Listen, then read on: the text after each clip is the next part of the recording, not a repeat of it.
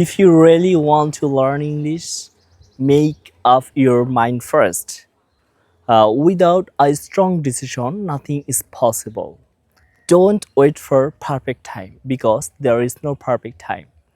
The best time to start is today. It means right now. At the beginning, it may feel very difficult. You may make a lot of mistakes. You may feel very nervous. But remember, that's completely normal. Uh, you will learn step by step. Every single day, you will learn new words, new sentences, and new confidence. Remember, so remember this, fix your mind, and start your journey. And never give up.